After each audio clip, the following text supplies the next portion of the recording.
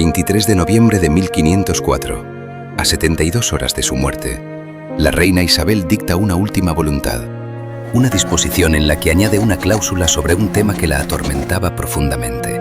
En esta se lee: Cuando la Santa Sede Apostólica nos otorgó el dominio de las tierras e islas del mar Océano, tanto las halladas como las que están por descubrir, nuestra mayor ambición fue atraer a sus gentes y guiarlas hacia la fe católica. Para ello, enviamos a religiosos, clérigos y personas de gran saber y temor de Dios, con el fin de instruir a sus pobladores y transmitirles nobles costumbres. Por este motivo, ruego al rey, mi señor, y ordeno a la princesa, mi hija, y a su marido, el príncipe, que cumplan y que hagan de este su propósito primordial.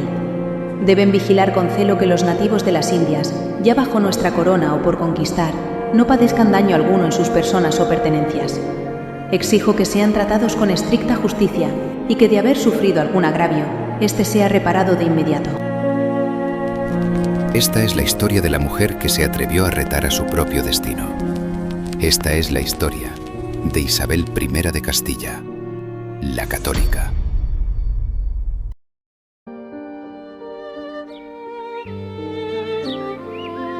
En una tierra fracturada, sin paz ni unidad, nació una niña que alteraría el curso de la historia. Con apenas 3 años, Isabel queda huérfana de padre. El rey Juan II ha muerto y su hijo, Enrique IV, hereda la corona de Castilla. Isabel es enviada junto a su madre y su hermano Alfonso a vivir lejos de la corte y de los lujos del palacio. Para soportar esos años difíciles, Isabel encuentra refugio en su fe, pidiendo cada día sabiduría y fuerza. Gracias a tutores fieles a su padre, recibe una educación excepcional para una princesa de su tiempo. Aprende gramática, retórica, historia y filosofía, desarrollando disciplina y amor por el saber. Sin saberlo, se preparaba para un destino extraordinario.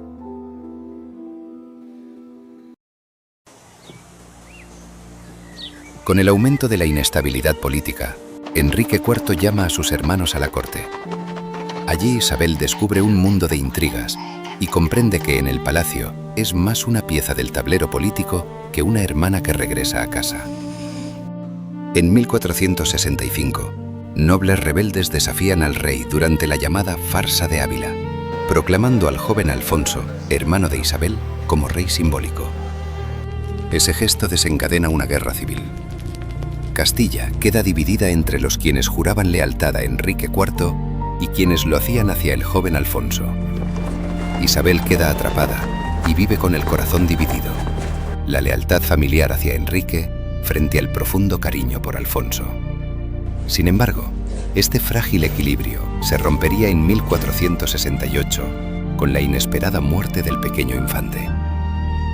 Tras su muerte, Enrique IV vuelve a consolidarse como rey y reconoce a Isabel como heredera de Castilla, desplazando a su propia hija Juana, conocida como la Beltraneja por los rumores sobre su paternidad.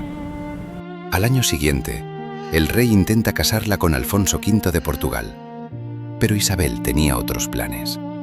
Su elección era Fernando de Aragón, un joven príncipe con quien mantenía contacto secreto gracias al arzobispo Carrillo. A espaldas de Enrique, ambos organizan una boda clandestina. Fernando llega disfrazado tras un largo viaje secreto y en una ceremonia privada sellan una alianza que cambiaría la historia de España. Su matrimonio unía Castilla y Aragón, no solo por amor, sino por estrategia política. En 1474 muere Enrique. Sin esperar, Isabel reúne a las autoridades de Segovia y se proclama reina de Castilla con apenas 23 años. Pero su legitimidad es disputada por Juana la Beltraneja, apoyada por nobles rebeldes y por el rey Alfonso V de Portugal. El reino vuelve a dividirse y estalla una nueva guerra civil.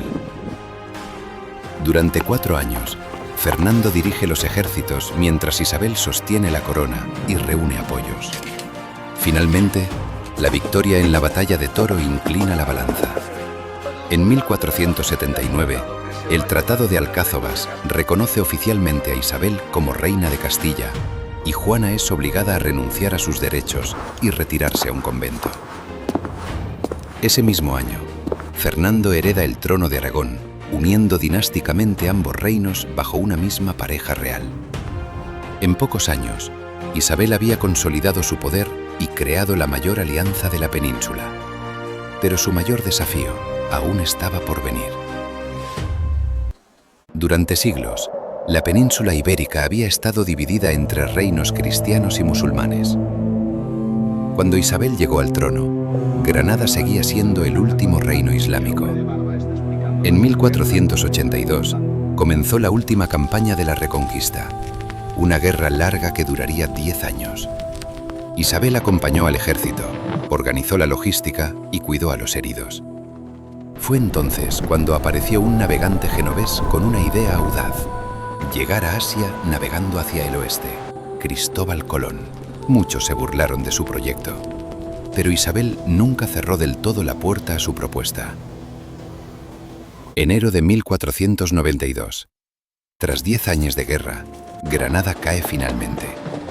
Boabdil, el último sultán nazarí, entrega las llaves de la ciudad. Con ese gesto, terminaba una historia de más de 7 siglos de conflicto. Pero en abril de ese mismo año, Isabel decide apoyar la expedición de Colón.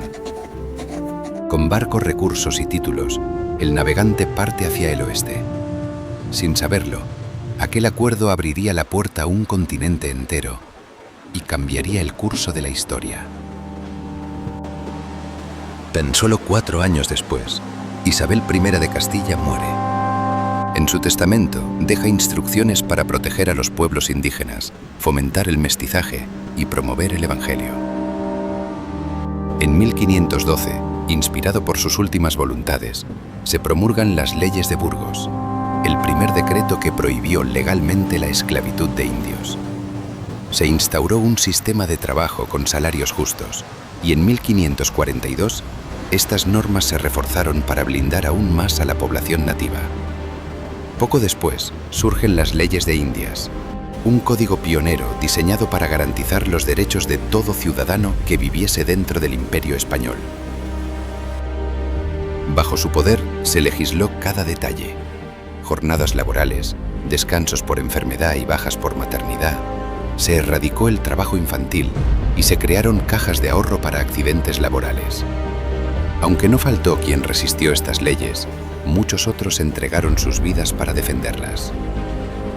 Isabel nació en un mundo medieval de traiciones, conflictos y reinos fracturados, pero lo dejó en el Renacimiento, habiendo fundado el imperio más vasto de la historia. Un dominio eterno donde, según se dice, jamás se ponía el sol.